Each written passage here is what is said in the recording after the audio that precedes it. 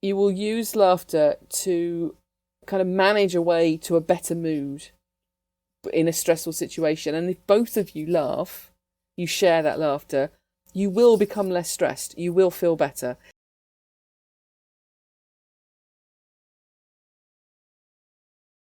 Why do we laugh? If you ask people why do you laugh, they'll talk about jokes and comedy and humour. But if you actually look at people, just observe their behaviour, we laugh primarily for social reasons. So we laugh most when we're with other people. You are 30 times more likely to laugh if there is somebody else with you than if you're on your own. Now, we do laugh at things that are funny.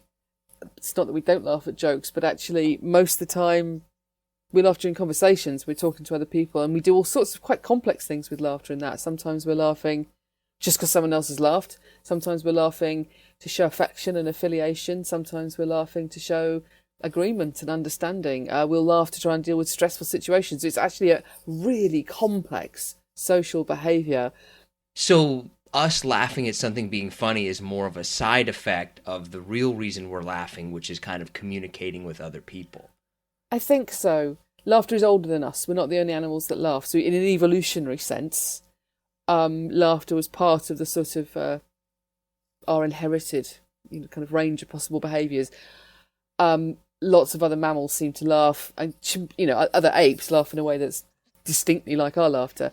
And one argument about why humour exists is that it's maybe it's a way of getting to laughter that's kind of doesn't require you to sort of have physical games with each other and things like that. You can actually, it's like a shortcut to finding reasons to laugh together.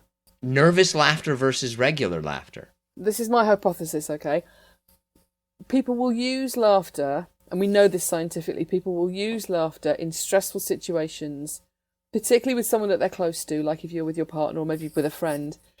You will use laughter to kind of manage a way to a better mood in a stressful situation. And if both of you laugh, you share that laughter, you will become less stressed. You will feel better. And in fact, certainly for couples, romantic couples, you're also more likely to stay together and you are happier in your relationship. And it's because the laughter is almost like an index of the strength of that relationship. And I think one of the things that happens with nervous laughter is, because it's a very well learned skill by the time you're an adult to use laughter in this way, is people trying to use laughter in a difficult stress or situation, maybe they've done something wrong, and other people don't join in. It doesn't work. So you're laughing and you're laughing on your own. And we know from the scientific literature that actually laughing on your own makes no one feel any better. It only works if it's shared. So I think part of it is that.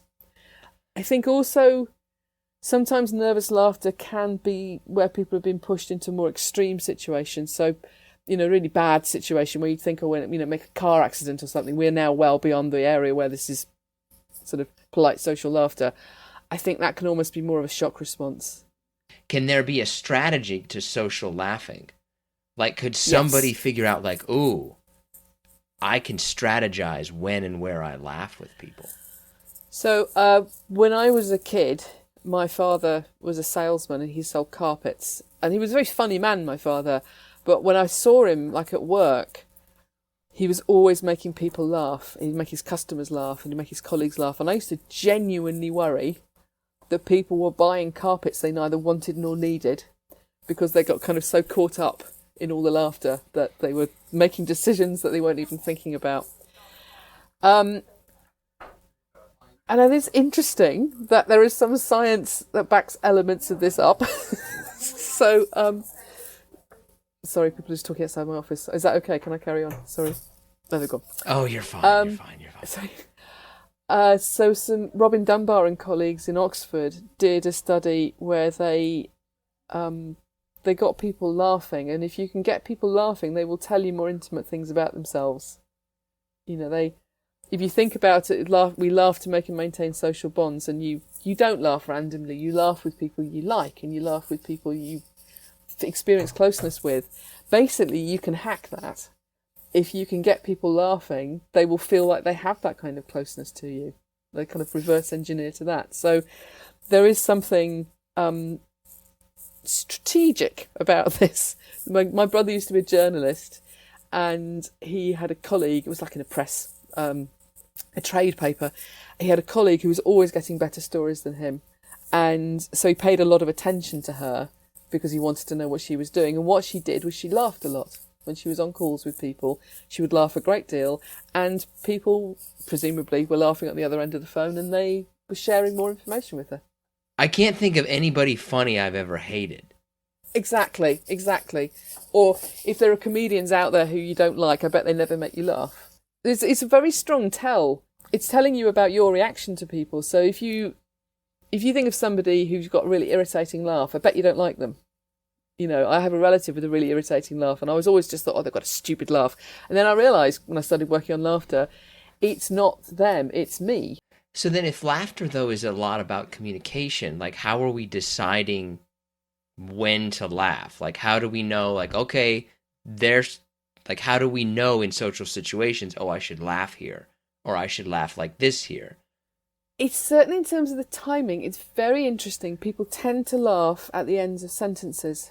Fascinatingly, this is even true of people having a sign language conversation where they could laugh all the way through if they want to. They're not talking, but they still laugh together at the ends of sentences. So that seems to be something that we learn to do. It's obvious when you think about it, but it wasn't at all obvious until the first scientists actually did studies to look at this, because I would have never agree. I would never have thought it was so highly orchestrated. And one of the things that you do is you laugh together at the end of the sentence, then you both take a breath in, and one of you then carries on talking. So it's almost like part of kind of coordinating this cycle of how we take turns. Laughter's playing a really important role in that. And then when people kind of can't pick up on that, is that something that can really have an impact on their life? If somebody doesn't kind of speak this laughter language. Okay, I'd say elements of neurodiversity or mental health issues that are sort of intersecting with this, then that can really change how these things operate for you. So, for example, and this isn't a study we've finished yet, but we've been looking at how people with depression hear laughter, because anecdotally they often find particularly conversational laughter really irritating. And they don't find it like an invitation to join in or be part of the conversation. All they hear is the fakeness. They're not really laughing. Or that sounds stupid. So that's like your mood massively compromising your ability to sort of engage in these positive aspects of what people do when they're having a conversation.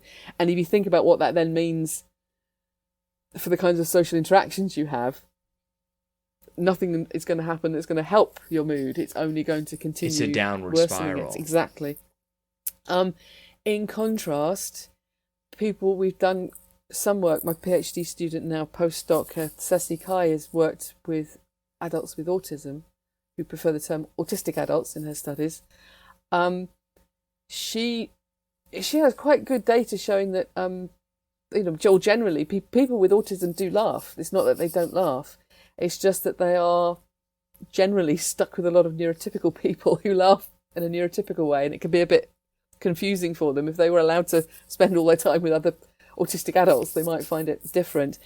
But nonetheless, you see some interesting similarities. So we did a study showing that if you add laughter onto the end of jokes, it makes the joke seem funnier. And that was exactly the same for our neurotypical group and our autistic adults.